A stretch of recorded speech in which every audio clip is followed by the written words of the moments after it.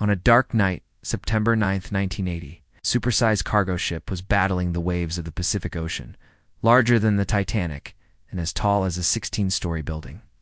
It wouldn't be wrong to call this ship a steel fortress, but just a few hours. Later, there was no trace of it. No radio signal came, and no floating debris was found in the ocean. How did a ship weighing millions of tons suddenly disappear without a trace? For 20 years, authorities told the world only one thing: the ship had simply sunk.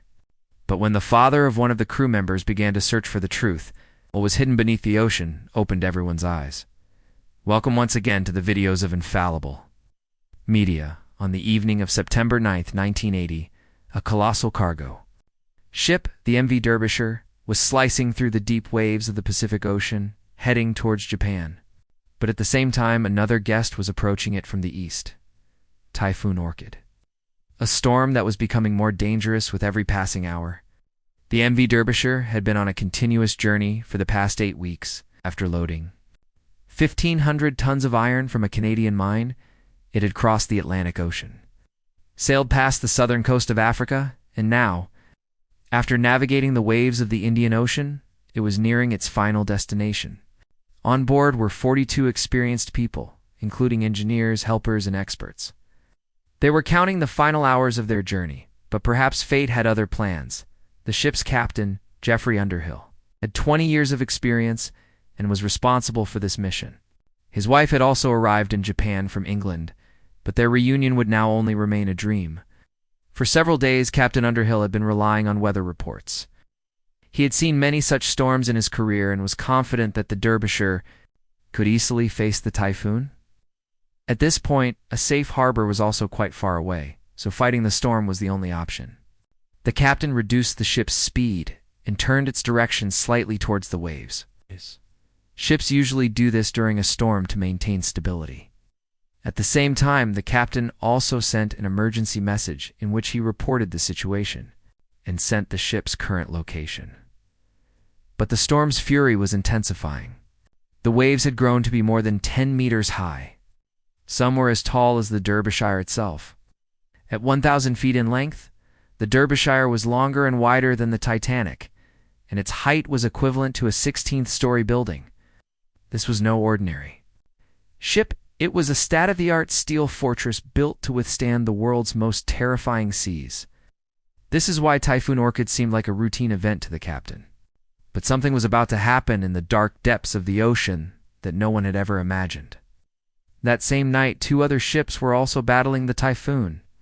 But the next morning, both of those ships safely reached port, while the MV Derbyshire was nowhere to be found. The steel fortress had suddenly vanished without a trace. For the next 20 years, the world couldn't understand what had happened that night. On the evening of September 9, 1980, the MV Derbyshire sent its last radio message. After that, there was no distress call or final message, and then a dreadful silence for the next 6 days. The ship's owners also didn't report it as missing. Perhaps they believed that radio contact was simply lost, and that the Derbyshire would reappear somewhere on the coast. But days passed and there was no news of the Derbyshire. On September 15th, concern for the ship's disappearance was felt for the first time. An international search mission was launched. Helicopters, airplanes, and naval ships thoroughly combed the area around the Derbyshire's last coordinates. But not a single piece of this massive ship was found floating anywhere. After 6 days, the search operation was called off. The authorities closed the case, saying that the ocean had simply swallowed it up. Conclusion reached immediately without any investigation. As quickly as the search and investigation ended, so did the news coverage. The families of the MV Derbyshire's crew sent many requests, but they were only told that there was nothing to investigate. The families of the deceased could not accept this. They felt as if something was being deliberately hidden. The MV Derbyshire, a global steel giant, had been built just for years earlier in Britain's famous Swan Hunter shipyard. It was a ship that could carry more than 150,000 tons of cargo, 4 times the load of ships from 20 years prior. But this time, it wasn't just about the size. The design was also new, and the Derbyshire was an oboe carrier. It was a modern ship that could carry oil on one side and iron ore on the other. Its biggest advantage was reducing shipping costs. which is why it never returned empty. If it dropped off oil, it would bring back iron ore, meaning the ship would always be running and making a profit for the company. The MV Derbyshire could generate up to 30% more revenue compared to traditional ships. It was part of a class of ships called the bridge class, and at that time, there were only 6 such ships available in the entire world. It was built by a British shipyard named Swan Hunter. At that time, this company was facing many challenges, because it was competing with Japanese and South Korean shipyards who were building the same ships faster and cheaper. Swan Hunter, which was once the undisputed king of the world's shipbuilding industry, was now under a lot of pressure from Japanese and South Korean companies. They began to cut costs, and perhaps this is where the secret of the MV Derbyshire's sinking was hidden. After this accident, darkness fell over many homes. But there was one man for whom this was not just a loss, but a mission. Peter Radley had lost his young son on the Derbyshire. But Peter was not just a father. He was also an experienced ship surveyor who had spent his life analyzing ships and the sea.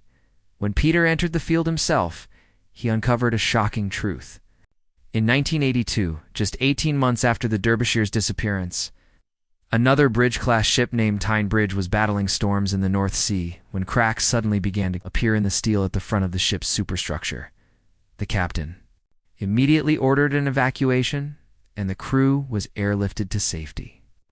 The rescue of the ship in this accident was nothing short of a miracle because perhaps nature also wanted to show the truth this time. When Peter examined the ship properly, he found that cracks had appeared in a section of the ship's front side. After reading some more documents, he learned that not only had this happened, but cracks had developed in every bridge-class ship, and these cracks were appearing in the same place. These ships were then quietly called to port for repairs. But Peter discovered another astonishing thing. These ships were not built according to the original design plans. Some parts were built differently from the original design in a hurry. Peter now had evidence that could perhaps reopen the investigation into the MV Derbyshire. Peter gathered all this evidence and sent it to the Department of Transportation. But instead of taking any action, they simply said that a proper investigation into the Derbyshire's sinking had already been done, and there were no plans for a new inquiry. The authorities turned a deaf ear, but the families of the deceased spoke up. In 1984, they formed the Derbyshire Family Association with the sole purpose of uncovering the truth. In November 1986, another bridge-class ship, the Kowloon Bridge, ran aground off the coast of Ireland due to cracks in the hull. Its hull, which was already weak, could not withstand the jolts of the rough Atlantic Ocean. The Kowloon Bridge was the last of the 6 bridge-class ships that had not received the special repair work that Peter had found in the other ships.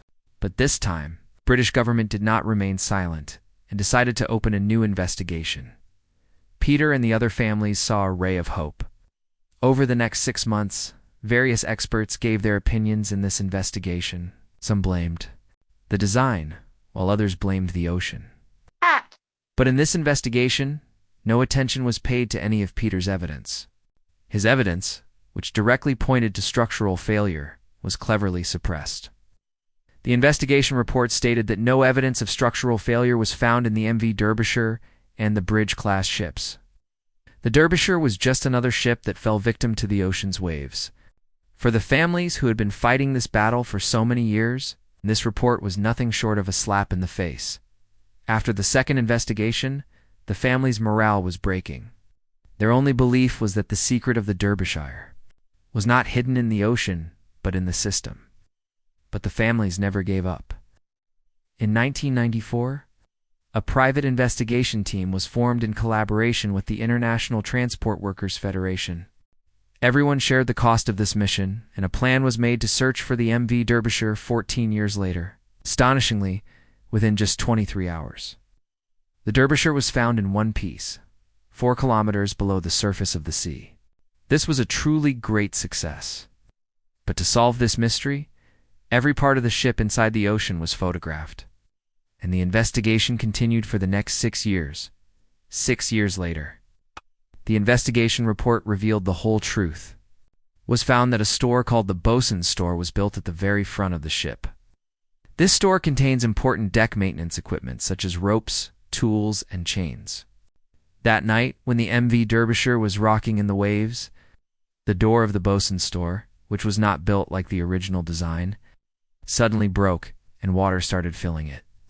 Due to thousands of gallons of water filling the bosun's store, the front part of the ship became heavy and the bow went further into the water. Now the waves were crashing with even more force, causing the ventilators to break and water to enter the machinery room. The Derbyshire's bow tilted even more. And then, a large wave broke the hatch cover of a container as big as a tennis court, where the iron ore was kept. Now, water filled one container, causing the front part to sink further, and one by one, all the containers went into the water. And then, the Derbyshire, the largest vessel in Britain, sank into the darkness of the Pacific Ocean. When the report was published, it was found that all the bridge-class ships built by the company had cracks near their bosun stores, and all their hatch covers were fragile and not built to standard. Initially, the families thought that there might have been a structural failure in the ship, but the investigation revealed that it was not a major design fault, but small oversights that had caused a great steel fortress to sink. In the 1970s, many ships sank every year. For the authorities, it had become a normal thing and a numbers game. But the Derbyshire's families, through their private investigation, exposed the shipping industry. After that, new ship designs were created, rules became stricter, and more attention was paid to safety inspections. They didn't just find a ship, they forced the entire industry to change. Even today, many rules in the shipping industry were created because of the MV Derbyshire, which lies silently on the ocean floor 4 kilometers below in the Pacific Ocean.